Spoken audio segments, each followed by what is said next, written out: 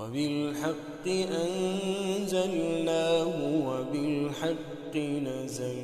آپ پوری دنیا کی انسانیت کی تعداد معلوم کرنا چاہیں تو تقریباً 7 ارب ہے، اور ان 7 ارب میں سے مسلمانوں کی تعداد تقریباً 2.25 ارب ہے.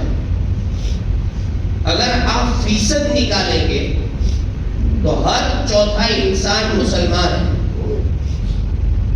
اور یہودیوں کی تعداد اگر آپ نکالنے جائیں گے اس وقت یہودیوں کی تعداد 90 لاکھ، 2.25 ارب مسلمان، 7 ارب پوری انسانیت اور صرف 90 لاکھ یہودی. آج پوری دنیا کو یہودی نچار ہے. 90 لاکھ یہودی 2.25 ارب مسلمانوں کو نچا رہا ہے، 7 ارب انسانیت کو نچا رہا ہے. کوئی تو وجہ ہوگی کہ بیمار قوم کیسے زندہ ہو گئی، اور مسلم قوم جو زندہ تھی وہ بیمار کیسے ہو گئی. کوئی تو وجہ ہوگی. یہی قوم 1914 سے پہلے بیمار تھی، یہودی قوم، کھدیڑا گیا تھا ان کو. جہاں جاتے تھے وہاں سے ان کو کھدیڑا جاتا تھا، بھگایا جاتا تھا. لیکن اس قوم کے اندر سب سے زیادہ جو چیز تھی وہ حس تھی، حس. جب انہوں نے دیکھا کہ ہمیں ایک مرکز چاہیے، مرکز کے بغیر کوئی قوم آباد نہیں ہو سکتی ہے، اس کا مرکز چاہیے. ملک شام کو مرکز بنانا چاہتے تھے. انہوں نے بار بار برٹش حکومت سے کہا کہ ہمیں ملک شام میں جگہ چاہیے. برٹش حکومت جگہ دینے کے لیے تیار تھی، لیکن برٹش حکومت کو سب سے زیادہ خطرہ اگر کسی سے تھا تو وہ خلافت عثمانیہ سے تھا، ترکیوں کے حکومت سے تھا. اس لیے کہ خلافت عثمانیہ بظاہر کمزور نظر آ رہی تھی، لیکن پوری دنیا اس وقت پہ خلافت عثمانیہ سے ڈر رہی تھی. تو برٹش حکومت سے جب کہا کہ ہمیں ملک شام چاہیے، ہمیں تھوڑی سی جگہ دے دو تاکہ ہم وہاں آباد ہو سکے، وہاں مرکز بنا سکے، برٹش حکومت نے اور یہودیوں نے مل کر ایک چال چلی.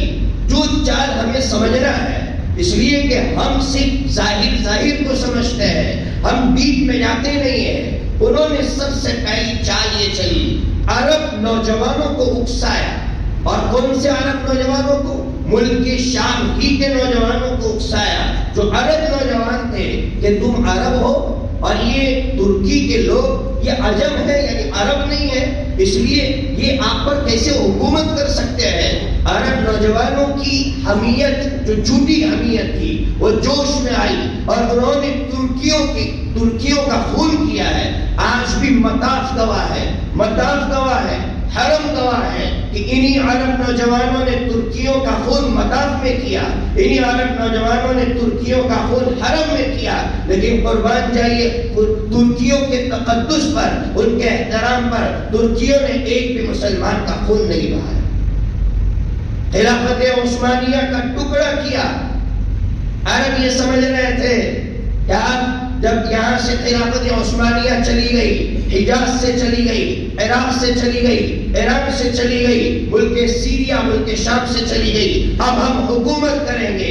اسی ملک شام کے 4 ٹکڑے کروائے یہودیوں نے، 4 ٹکڑے کروا دیے. فلسطین ایک طرف، اسرائیل ایک طرف. اسرائیل بھی اس وقت نام نہیں تھا، نابلس جس کا مرکز تھا. اسرائیل ایک طرف، لبنان ایک طرف، جارڈن ایک طرف. 4 ٹکڑے کروا دیے.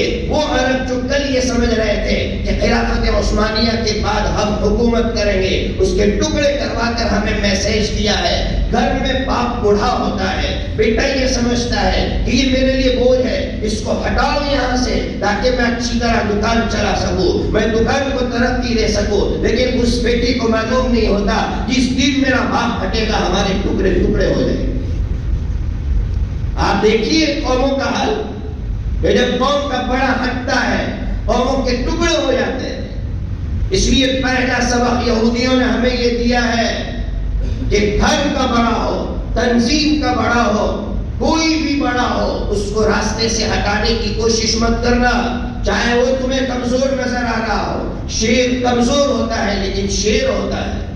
اس سے دنیا ڈرتی ہے،